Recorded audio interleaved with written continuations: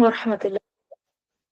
Inshallah. Today is a special session because we are following from the hadith that we studied in the last class that talked about um, focusing on your amal for your akhirah, right?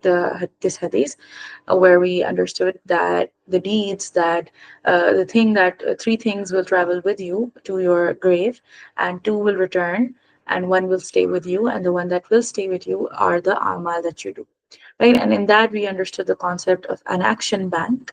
And I will revise that concept. And we also understood about the kind of amal that we can do in this dunya, and how we should also rack up amal that will benefit us when we are in our grave as well. So, inshallah, let's start the class. Bismillah ar-Rahman ar-Rahim. But, um, okay. So, the hadith for today is Inna mimma يلهك المؤمن من أعماله وحسناته بعد موته علما علمه ونشره وولدا صالحا تركه أو مصحفا ورثته أو مسجد بناه أو بيتا لابن السبيل بناه أو نهرا أجراه أو صدقات أخرجها من ماله في صحته وحياته تلحقه من بعد موته. Okay, so the hadith basically is talking about that inna. Wait, I need to say something. Yeah. So inna mimma yalhaqul mu'minu min amalihi wa hasanatihi ba'da mautiha. So indeed, the moment after his death from is basically will recover, or these things from his amal and the good deeds that he did and the actions that he did will meet him, will come back to him after his maut. So what are those things? Ilman alimahu wa nasharahu. So basically, uh, any sacred knowledge that he taught or he spread, right? So any knowledge, ilman, that he taught, alimahu, that he taught, wanasharahu, or he spread, right? So it could be supporting. Now this could mean anything that you've taught, like any religious lesson or any sacred knowledge that you have taught, right?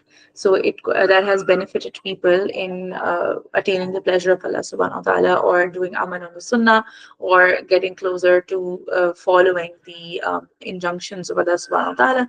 So any such ilm that you have taught, right? So that ilm will come back to you. Now you could understand it in such a way that either you taught it and the people who follow it, that will come back to you, right? So whenever they do that amal and they're alive, so the reward of them doing that amal is going to come back to you, right?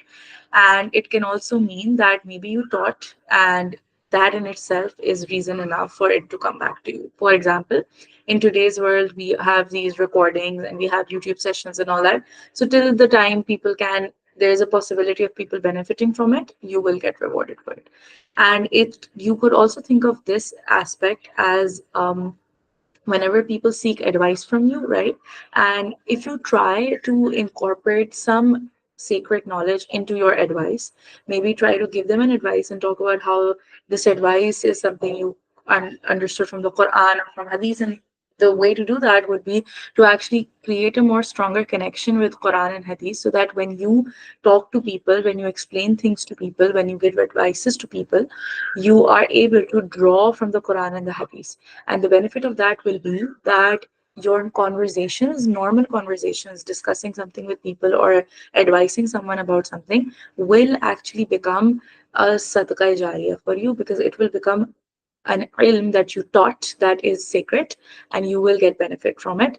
For example, if that person, for instance, you gave this advice to a person in their marriage, and you gave them a positive advice, and that yielded beneficial things for their married life, then you will get the reward for that till, like, till their marriage lasts. And maybe when they have children, then Allah might give you the reward of that as well, if they have solid children. So you don't know how much Allah subhanahu wa ta'ala can multiply that. So the more we understand the Quran, the more we read upon the Hadith, and the more we understand the Seerah, the more we accumulate sacred knowledge, the more we are able to give it, to impart it. It doesn't necessarily need to be in a class or in a bayan. It can actually be in normal conversations that you have with people around you, right? As parents, the conversations that we have with our children, right? As employees, the conversation we have with our fellow employees, or as managers, or if you're in a higher position, then the conversations you have with your subordinates.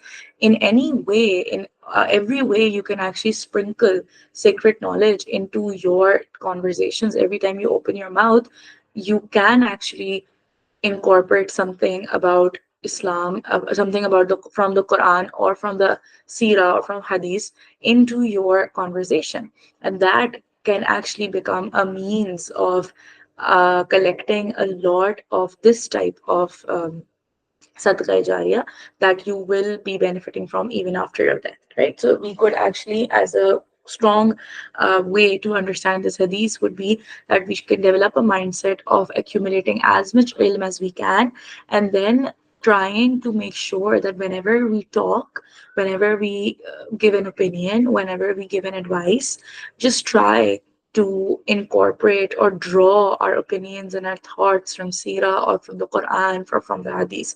So every time we speak, and maybe in our life we are going to speak for, like, for instance, 2000 hours, right?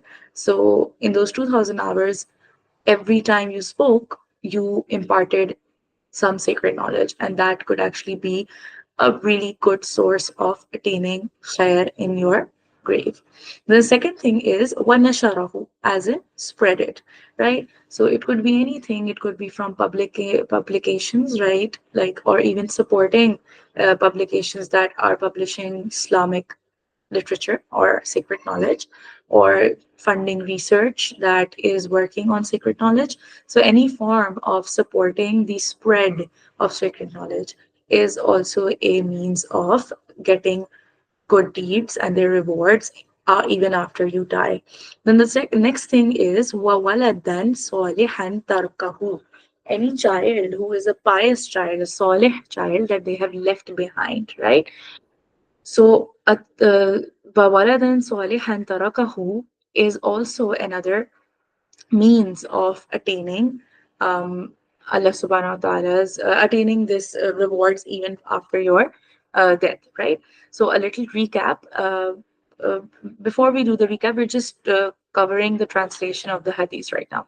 The hadith is just telling us about the actions and the deeds that we can do, that a believer can do, that will come back to them even after they die. So they will keep getting the reward of those deeds, right? So the first thing we understood was sacred knowledge, and whether we teach it or whether we spread it, right? So the means, the implementation, we're going to go over these points again, inshallah, when we cover the implementation aspect. Then a biased child that you've left behind. So most people get interact with children, right? And many people have their own children in their life, and some, and more, at least they have a child around them whom they could be like babysitting or maybe looking after for some time. Maybe their mother, like their sister, or it could also be their sister's child and stuff like that. So it's not necessary that it's your child, right? وَوَلَدًا صَالِحًا تَرْكَهُ. It could be a child who you've also assisted in raising them in a solid and pious manner, right? But nonetheless, it would more so mean your blood relation, your child, right?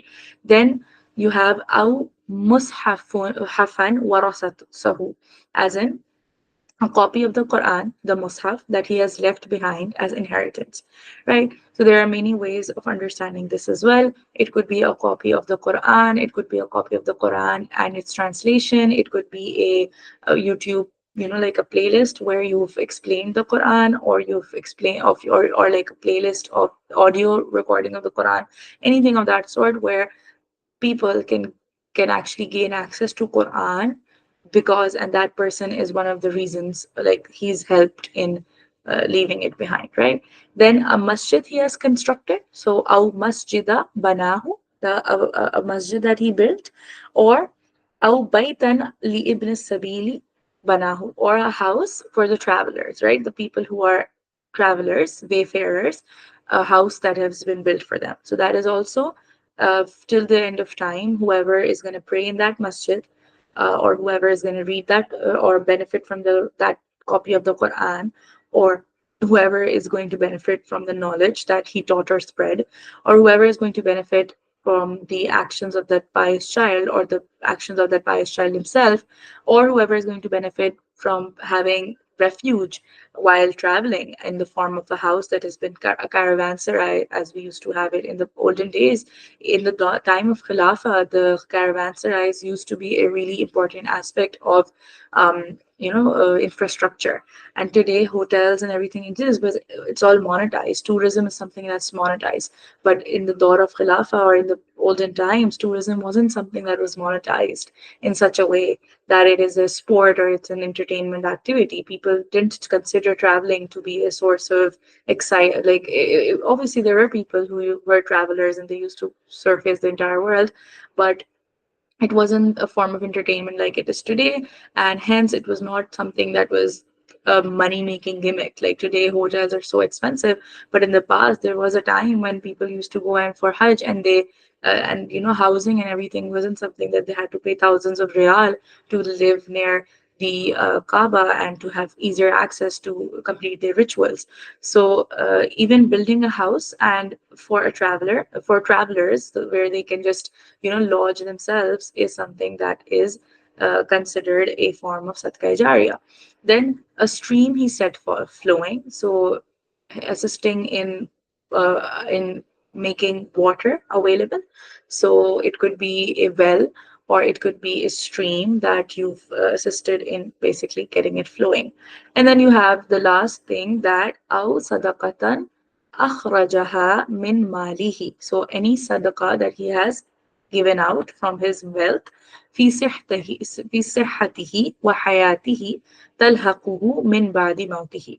So in when he was well or when he was alive, and that time he let out some form of sadaqah, which was a form of sadaqah jariyah that he let out. That sadaqah is also something that will come back to him when he after his death. So these are the things that will come back to you after your death. Let's have an understanding of the concept of action bank that we studied in the last class, whose pre sorry, post cursor is this hadith. So in the last class we studied this hadith, that يتبع الميت ثلاثة فيرجع اثنان ويبقى معه واحد. So three things follow the mayyat, two come back, one remains with the mayyat, with the dead with the dead person. يتبعه أهله وماله وعماله. So the three things that go are the family, the wealth, and the amal. فيرجع أهله وماله. What returns is the family and the wealth. ويبقى أعماله. But what remains is the amal. In this, we understood the concept of the concept that I built was of an action bank versus a money bank. So we can relate to this example that in today's world we have a bank which has our money in it, right? We do things, we acquire skills, we acquire knowledge, we acquire degrees and stuff so that we can get jobs, and those jobs enable us to get an X amount of money, and that money gets deposited into our bank, right? And then some people have streams of money in from through their investments. So we try to make good investments so that we have our money multiplying without us having to work for it, right? And that wealth will keep on assisting and helping us. In some cases, even the parents might pass away and their children are still reaping the benefits of the investments that they made. So that is another financial concept that we have in our life, and we can relate to it. The way I connected it with deeds was as such that your deeds, so the skills and the knowledge you collect for a job, in terms of your deeds, it is the when it's with knowledge, it is the knowledge of different actions that you can do that would yield a lot of reward for your akhirah, right? So reward bank, the concept of a reward bank that is filled by the actions that you do, the amal that you do, and the ones that you can present in your akhirah to succeed, because the money you have in your bank enables you to have a good life in this dunya. So the actions, the amal that you have in your akhirah bank are what are going to make it easy for you to succeed in your akhirah and have a good life in your akhirah. So if you think of it in that context, so the knowledge that you are acquiring to get a job in terms of your akhirah bank, the knowledge you're acquiring is the knowledge that will help you get into a position where when you do amal on that knowledge, you are able to get a lot of reward. So, for example, you work on getting knowledge about what kind of nawafil can I pray, and I will get a lot of reward for them. So, the knowledge you acquire knowledge, for example, that if you pray 6 rakas of nafli prayer known as the Awaban Salah, if you pray that after Maghrib, right? So you could do 2 sunnahs of Maghrib after the 3 fars and add 4 more in the sets of two, and that would be six after Maghrib Fars. Or you could have the Maghrib Fars and two Sunnah and then six more. So that is either cases, you add six more Nawafil after your Fars obligatory Maghrib Salah, and those six are called the Salah of Ababan, and you get the reward of praying for 12 years, right? So by just adding 6 rakas after your Fars of Maghrib, you are getting the reward of praying 12 years of equivalent to praying for 12 years. So that is a piece of knowledge. The first step would be to start acquiring such knowledge. Then once you acquire the knowledge, now you are at a position to do amal on that knowledge, right? And once you do amal on that knowledge, you get that reward. Similarly, when you acquire knowledge, for instance, you want to become a scientist, you acquire the knowledge of being a scientist, then you do amal on the actions of a scientist. And when you do that, then you get the money that is paid to a scientist. So similarly, you acquire knowledge, you do amal on that knowledge, and by doing amal on that knowledge, you get rewards in your akhira bank. Same is the case for skills. Skills is something you build so that you can improve your position that you will hold in a particular field. The more skill set you have, the better position you can get, right? As in terms of your job. So similarly, in sense of skills, you could think of maybe the ability to wake up before in tahajjud, right? The ability to have control over your sleep so that you can wake up when you want to. Then the ability to track and take out time for reciting the Quran in your daily activities, right? That is another thing that you can think of as an ability. The ability to restrain yourself from eating and drinking, so that having a control over your hunger, so that you can have more nafli fasts in your akhira bank, right? So these could be abilities, and you acquire these abilities, and then you do amal, you use those abilities at your and then you get reward of that. So in my terminology, or in my example of the bank and the job and everything that is relatable to people, in this case would be to acquire knowledge and skills that will enable you to do actions that will lead to reward and virtue for your akhira bank, right? So when we understood it in this sense, then obviously you'll be able to use those amal, those actions, to have a better afterlife. And when we were studying this aspect, then we also thought of the aspect of investments. As I was saying, that we make investments is the dunya, and then those investments keep multiplying. So similarly, you should also focus on making investments in terms of your reward akhira bank, right? And these are the forms of investments that you can do. So in our monetary sense, the investments are like bonds and mutual funds and gold. So these are things that people know about, that okay, you can invest in stocks and bonds and mutual funds and gold, and these are the things you can invest in to so that your money keeps multiplying.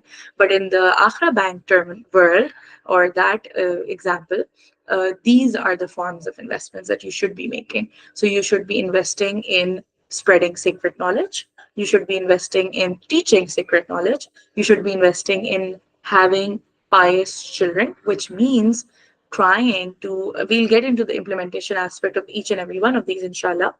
Then you should be investing in having Quran as giving Quran as inheritance, right? So having copies of Quran, or assisting in copies of Quran being made so that it can be accessible to people. You should be investing in making a masjid, or a place that would give shelter to a traveler, right? You could be investing by making a stream of water set flow. You could be investing by giving Sadaqah Jariyah type of things in charity. Like For instance, we'll get into all the details of this. So these are the investments that you can make for your reward akhira action bank for your akhirat, that will keep multiplying even after your death. Just like the investments you make in the dunya for that are financial investments that you don't have to work on once you do the investment, and you keep getting the reward of it. So let's get into the firstly, let's understand the impact of each of these investments. Spreading sacred knowledge. Now, the beautiful thing about sacred knowledge is that it's not like some fixed codes that you have to teach people and they have to ratify them. No, that's not how it is. Sacred knowledge is actually beneficial and helpful, right?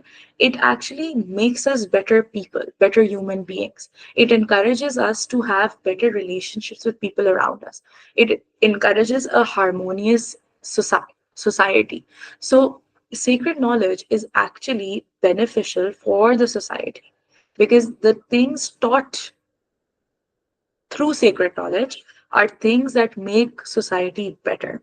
So that is another important thing that you should remember, that the impact of spreading or teaching sacred knowledge is actually doing something that will be good for the world. What does sacred knowledge teach us? We have ahadith that teach us to literally this hadith itself. We will get into it. It is a piece of sacred knowledge, right? Building a sort of housing for a traveler, right? Is it not something that is humanitarian? Is it not something that is beneficial? Imagine you want to go somewhere and you find out that there is this housing that is free, where travelers can stay for 2 to 3 days.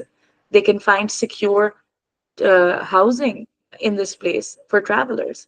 So that is a pure form of humanitarian action, right?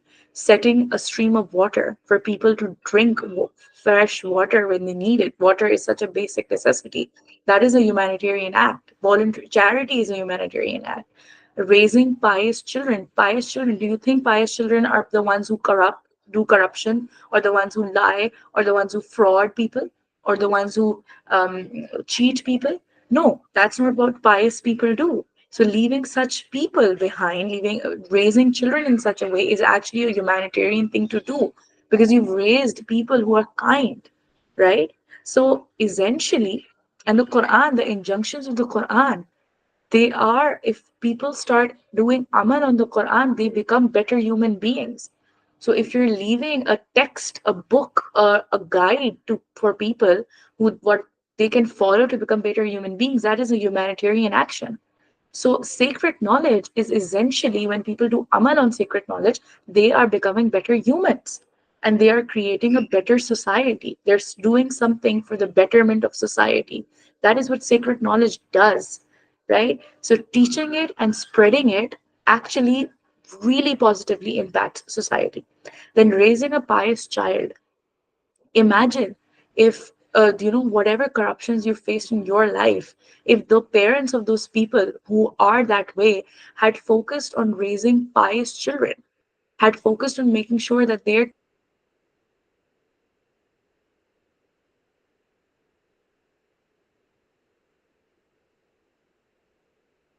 child doesn't cheat to get better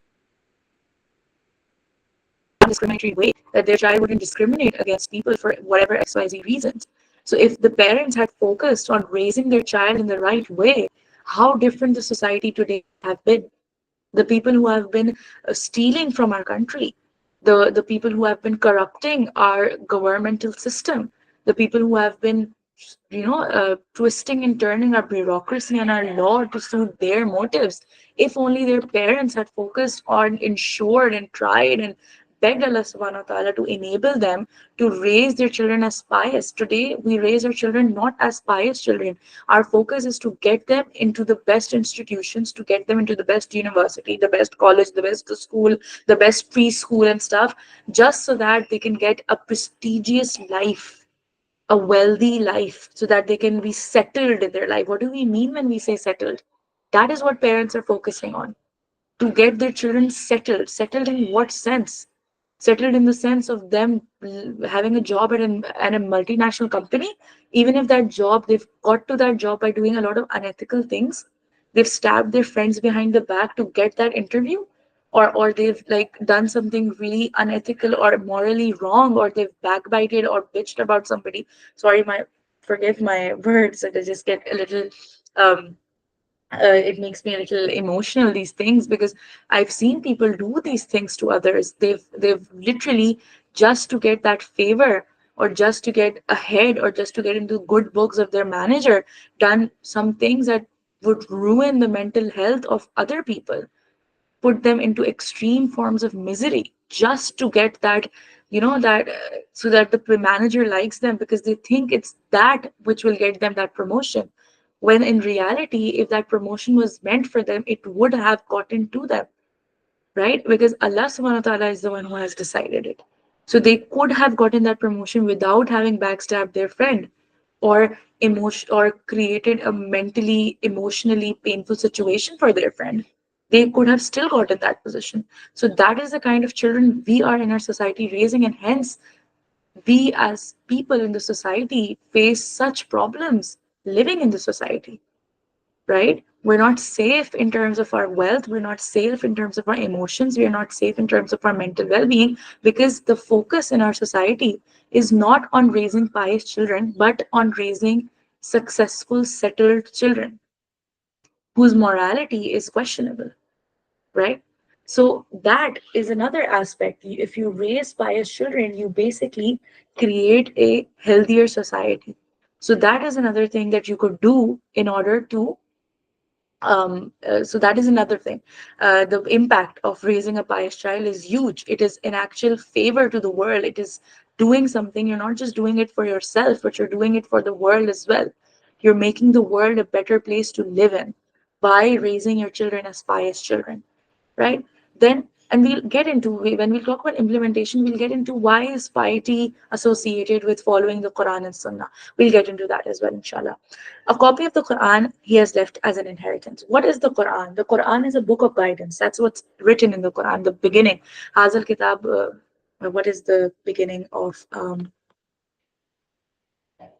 تلك الكتاب لا ريب فيه هدى للمتقين. That's the Quranic ayah, that تلك الكتاب لا ريب فيه هدى للمتقين, that this is a book, that is a book of guidance, a book of hidayah, right? So Quran is a book of guidance. What does it guide us about? It guides us about how to live our life in a way that is acceptable to Allah. Who is Allah? Allah has created people. He has created the society. So when Allah has created the mountains and the planet, so let's focus on nature. Allah has created the nature, right? And the Quran guides us to live our life in accordance to how Allah wants us to live. Would Allah want us to destroy the nature? Would Allah want us to be bad to the animals that He has created? Would Allah want us to ruin the trees and the plant life that He has created? No, because He has created it. Why would a creator want that you destroy his creation? He's not going to be happy with that, right? So Quran is the book of guidance that guides you to get into the good books of the creator. And by doing that, you will actually be preserving all other creation. You will not be hurting the other creation. And Allah is such a great creator that He has also instructed us to not say bad things to the people who are not, who are actually heedless of Allah, who are not following Allah subhanahu wa ta'ala. Right? In the Quran, Allah says that don't say bad things about their gods, because they will in return say bad things about your God. So even we're not supposed to, unnecessarily have fights with non-Muslims and stuff.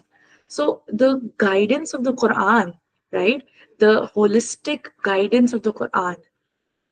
And when you talk about the Quran, you automatically talk about Hadith, because the most beautiful way in which somebody explained what Hadith is, it was that it is the tafsir of the Quran, because the Prophet, as the Amaisha said, was a walking Quran. He is an exemplary epitome, personality who embodies the Quran. So the Prophet is a tafsir of the Quran.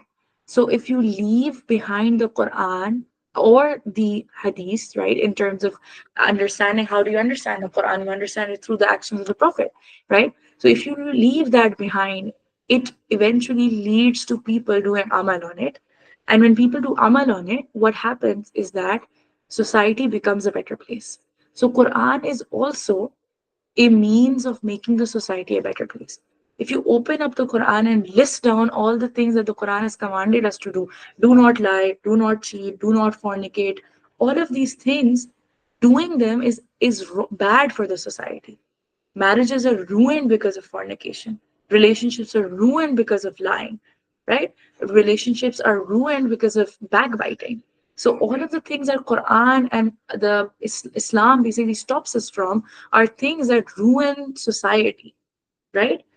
So that is another benefit, impact on the world of leaving behind the book of guidance. Don't think of it as Quran, but think of it as a book of guidance, a book that guides you to live a life that is the life of a good human being whose existence on this society led it to become a better society, right? Then a masjid. Masjid, the concept of masjid in Islam is not just a place that it has become today, that azan is given out and you just go and pray and then the masjid is closed. That's not what the concept of masjid is. Masjid is sort of a community center. Masjid is the place where people would come and delegations would be staying, right? Masjid is a place where people would be learning about the deen. Masjid is a place where people would be praying. Masjid is a place where people would communicate with each other, get to know each other, right? We know of instances from the Seerah where the Prophet Muhammad sallallahu alaihi wasallam actually went ahead and he sorry there was a Sahabi, he did not come to the masjid, and because he used to frequent to the masjid, so the Prophet actually ended up visiting him, and they found out he was sick and all that. So masjid is a form of community as well, that there are people, there is a group of people who know each other and are conscious of each other's well-being. So there's so much that the masjid represents in Islam. So constructing that is actually creating a place where the Muslim community can come together and be stronger. Especially the concept of a masjid, you will actually understand if you go and live in a non-Muslim country with a very small Muslim population. And that's when you understand the beauty and the concept of masjid. And when you once you do experience that, then you'll understand that leaving a masjid is actually it's a place of solidarity for the people who believe in the same thing. And it's not limited to just them. The masjid, because the teaching of the Quran is to be good to people around you, is to feed people, is to be good to them, is to help them, right? That is the teaching of Islam. So automatically the masjid community, then you see the masjid community coming forward and helping people around them even if they're not Muslim. So the having a masjid community in a society, in a locality, actually leads to uh, people having the concept of a village, the concept of people coming together and helping each other, right? So the homely communal feeling that it creates, that is the concept. Then again, building a place for a traveler, you can imagine what a traveler is going through because of their travel, the kind of pain and the kind of suffering that they're going through, uneasiness, lack of comfort and everything. And in that moment, if they find a place where they can rest for the night safe and secure, that the kind of relief that places for that person, and the traveler could be a traveler for any purpose, so leaving that behind is also a great humanitarian thing to do. Stream, obviously we understand the importance of water and we understand the importance of charity as well. Now let's understand how can we implement these things in our life. The first point is about ilm, right? Sacred knowledge that is taught or spread. So firstly, let's understand how we can do this. The first thing would be to actually try and learn as much as you can about ilm, about Quran and Sunnah and Hadith and Seerah. And then in your normal conversations, right? When you're talking to someone, when you're explaining something to someone, when you're giving an opinion or an advice, you actually try to incorporate or draw from the Quran and Sunnah to give your advices. So, for example, if somebody is talking to you about a job, right, and they're stuck between two jobs and they're like, I don't understand which one I should take, right? What you could do is one option could be you give them the pros and cons of both and you end it at that. The second option could be when you have this hadith in your mind, you give them the pros and cons of both, and then you just casually mention that Allah subhanahu wa ta'ala says in the Quran that He is the one who gives risk from wherever He wants to whomever He wants. So you could just make that point home that Allah is the Razik. So you could say that whichever option you choose, remember that you were meant to choose it. Because Allah subhanahu wa ta'ala is the ultimate razik. If you fear that, okay, I might be laid off after a few months from this job, it is Allah who decides that, right? So you could maybe just give that point to them. Then don't think too much about it. Just go for what seems right. Maybe you could also suggest they do istikhara, so that whatever they do is the good thing for them. And then they just rely on Allah subhanahu wa ta'ala, knowing that this job is not what's giving them the salary to sustain themselves, but Allah is the one who's giving it. And in that way, you just casually gave an answer to your friend and also imparted sacred knowledge, right?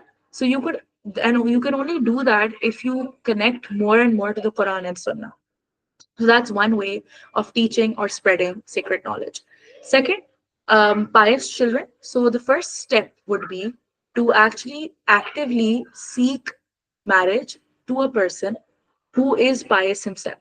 Because you cannot get married to a person who is alcoholic or a family which has no, which is completely heedless of Allah subhanahu wa ta'ala, and think that you can raise really pious children in such a situation, right? So instead of seeking somebody with a lot of wealth, instead of seeking somebody with a lot of worldly good things happening for them, seek someone who is actually God conscious and pious. And the way to do it, it's difficult because this is something that's, your bank balance you can check, but you can't check their taqwa. But you could at least keep that in your mind, that you yourself could think that this is the kind of marriage I want. And when you talk to the person, potential match, you could ask them, what kind of marriage do you want? What kind of household do you want? Is having a religious household their priority? Is raising their children in a religious household their priority? Right? And you could then base it on that. So have that in your mind, because you can't raise a pious child in an environment that is not of that way, right? So maybe have that in your mind. Maybe when you think about marriage, incorporate this thing, that how can I make sure that my children will be raised in a pious manner? Now, why do I say pious is like Quran and Sunnah?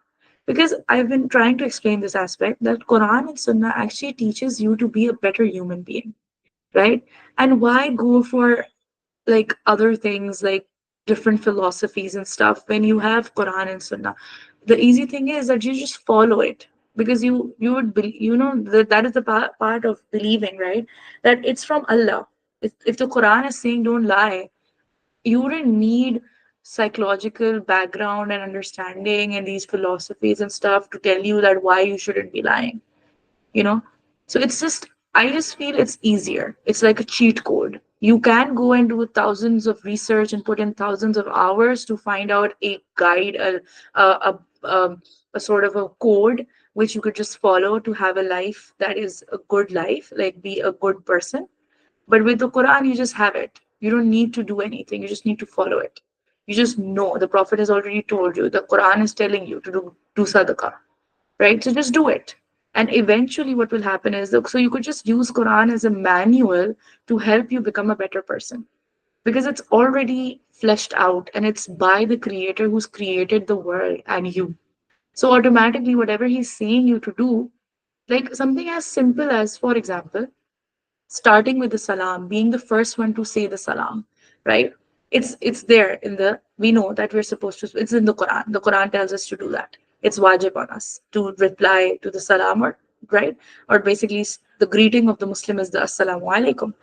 Now what happens is, in the second hand, is that because it's in the Quran, you just do it. But then there's another hadith that says the one who starts with the salam, the one who does pehel in saying the salam, is safe from takabbur, right? And then when you get into the psychology of that, you understand that it's a sort of an icebreaker. And an icebreaker that's basically sending peace on the other person. So it's an icebreaker that's positive. So if you are able to send peace upon someone when you see them, right? So that is essentially sort of dispelling negative feelings of yours towards that person, if you actually truly understand what you're trying to say to them. Because you wouldn't send peace on someone you hate, right? Or you wouldn't send peace on someone you think low of about from yourself. You wouldn't give them something so great. So the point is that with Quran and Sunnah, you don't need to get into the details and the depth of why this action is going to be good for me. You don't even know that maybe you'll keep doing certain things, and later on you'll find out that There are so many psychological, physical, emotional things that got fixed because of that habit of yours, right? That you learn from the Quran and Sunnah, right? So that is the reason why I equate piety with following the Quran and Sunnah. Then a copy of the Quran, so it could be in any way. You could actually buy the Quran in your house, distribute it amongst people, give it to your friends and stuff.